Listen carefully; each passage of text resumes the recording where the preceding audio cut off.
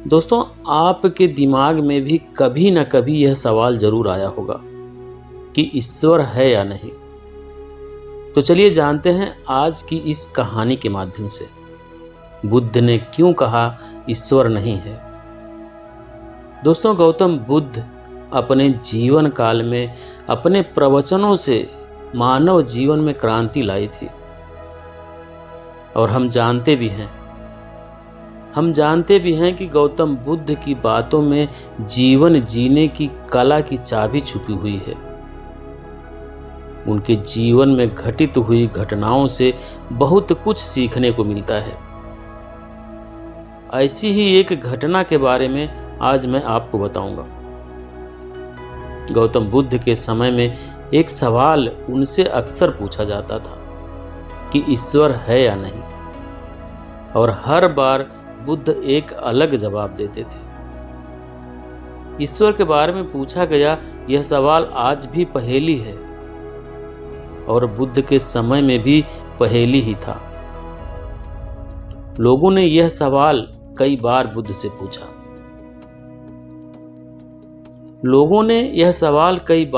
से पूछा, लेकिन बुद्ध कभी भी इसका सही जवाब नहीं दिए। एक बार की बात है, एक ज्ञानी पंडित गौतम बुद्ध का प्रवचन सुनने आया करता था, और वह पंडित उनकी बातों से सहमत भी था। वह मानता था कि गौतम बुद्ध एक ज्ञानी पुरुष हैं। एक बार बुद्ध ध्यान की मुद्रा में बैठे हुए थे, और वह व्यक्ति उनके पास गया और उनसे पूछा कि बुद्ध, कृपया आप मुझे बताएं कि ईश्वर है या नहीं। मेरी आपसे प्रार्थना है कि मेरे सवाल का मुझे सही जवाब दें। बुद्ध के बारे में यह कहा जाता है कि वह कभी भी किसी भी प्रश्न का सीधा जवाब नहीं देते थे। उनके हर जवाब में रहस्य भरा होता था। ज्ञानी पंडित ने कहा कि मुझे ईश्वर के बारे में आपसे जानना है। ईश्वर है या नहीं? बुद्ध उसकी बात सुनकर मुस्कुराए और फिर पंडित से बोले, ठीक है। गौतम बुद्ध ने कहा कि मैं तुम्हारे सवाल का जवाब जरूर दूंगा, लेकिन उससे पहले मेरे कुछ प्रश्नों का जवाब आप मुझे दे दो। पंडित ने कहा, मैं बिल्कुल आपके प्रश्नों का जवाब दूंगा। आप कृपया प्रश्न पूछें। बुद्ध ने कहा कि क्या तुम सूर्य को मानते हो? पंडित ने बुद्ध की तरफ देखा और कहा कि यह किस प्रकार का प्रश्न है? मैं छोटा बच्चा हूं जो आप मुझसे बच्चों वाला प्रश्न पूछ रहे हैं। सूर्य तो साक्षात प्रकट होता है और पूरी दुनिया को रोशनी देता है। धरती पर रहने वाले हर जीव को सूर्य से ऊर्जा प्राप्त होती है। सूर्य को तो हम रोज ही देखते हैं।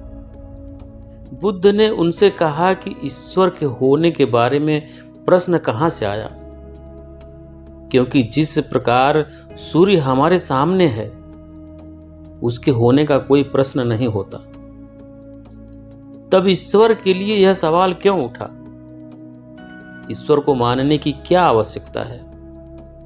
इसका मतलब तो यह हुआ कि आपके मन में कहीं ना कहीं ईश्वर के प्रति संदेह है, क्योंकि ईश्वर सूर्य की तरह आपके सामने नहीं है।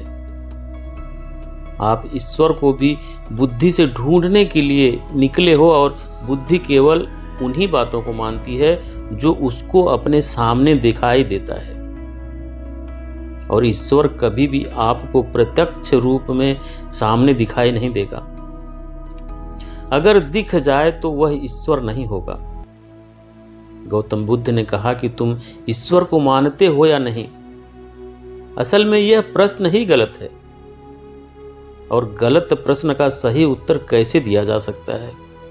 इसलिए अगर इस गलत प्रश्न पूछे जाने पर और अगर किसी के उत्तर दिए जाने पर, तो वह उत्तर भी इस प्रश्न की तरह ही गलत होगा।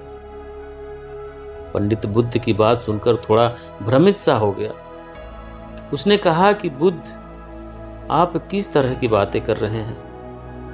मुझे कुछ समझ नहीं आ रहा है। बुद्ध ने कहा, अगर मैं तुम्हें सीधे शब्दों में बताऊं तो इसका मतलब यह है कि ईश्वर को माना नहीं बल्कि जाना जा सकता है। अगर तुम मुझसे यह प्रश्न करते कि मैं ईश्वर को जानना चाहता हूं, तो मैं तुम्हारी मदद कर सकता था। और जिस दिन तुम ईश्वर को जान जाओगे, उस ईश्वर की व्याख्या तुम सीधे कभी नहीं कर पाओगे। लेकिन लोगों को ईश्वर के दर्शनों का स्वाद चखने में मदद जरूर कर सकते हो।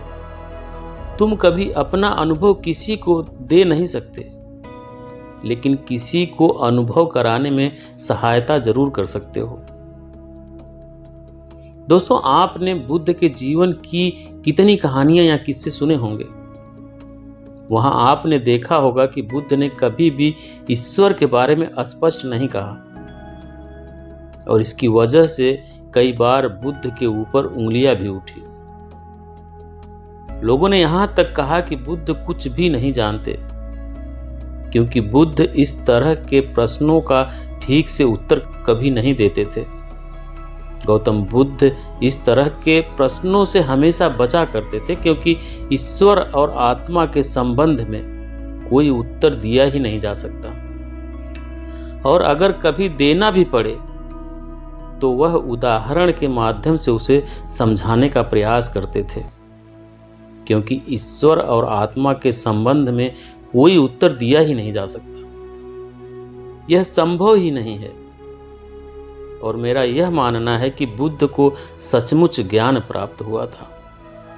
वह उस ईश्वर का अनुभव कर चुके थे, और कोई भी व्यक्ति जो इस अनुभव को प्राप्त कर चुका हो, वह कभी भी ईश्वर के बारे में या ज्ञान के बारे में सीधे सीधे कभी नहीं बताता।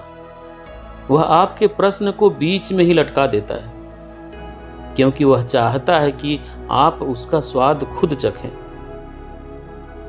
गौतम बुद्ध ने कभी वह गलती नहीं की जो आज के कुछ धर्मगुरु कर रहे हैं।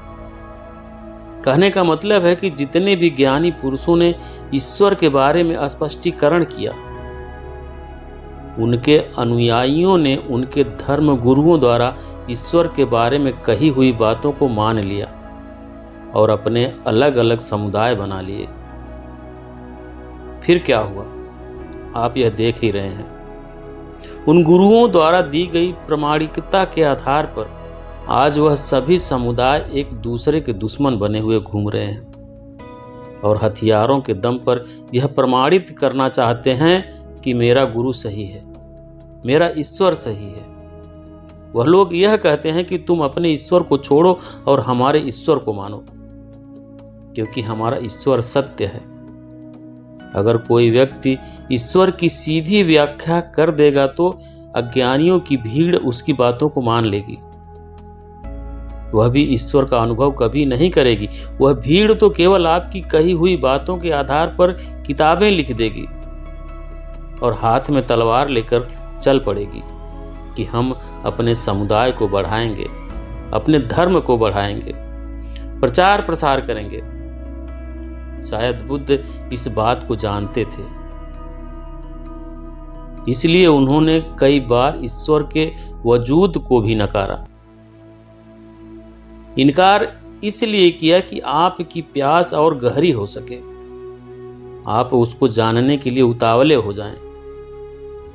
अगर बुद्ध ईश्वर के बारे में सीधे सीधे कह दें तो भीड़ आसानी से उनकी बात मान जाएगी, और ऐसे ही हमने धरती पर ना जाने कितने ही ईश्वर और भगवान को जन्म दे दिया है।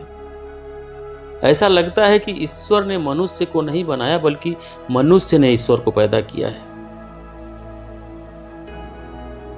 तो दोस्तों, गौतम बुद्ध की कहानी से हमें क्या शिक्षा मिलती है कि भगवान को मानना नहीं बल्कि जानना चाहिए और उसका अनुभव लेना चाहिए। ईश्वर को जानने के लिए सिर्फ एक ही रास्ता है, और वह है ध्यान। ध्यान में जितनी गहराई से जाओगे उतना ही तुम्हारा ईश्वर के प्रति अनुभव होता जाएगा, और तुम्हारे सभी प्रश्नों के उत्तर भी तुम्हें मिल जाएंगे। तो ये थी आज की कहानी दोस्तों। उम्मीद करता हूँ कि कहानी आपको अच्छी लगी होगी। तो वीडियो को लाइक और शेयर जरूर करें, और चैनल पे अभी नए हैं, चैनल को सब्सक्राइब नहीं किए हैं तो चैनल को सब्सक्राइब ज़रूर कर लें, बेल आइकन प्रेस कर लें ताकि आने वाली सभी वीडियो का नोटिफिकेशन आपको मिल सके। वीडियो देखने के लिए बहुत बहुत धन्यवाद।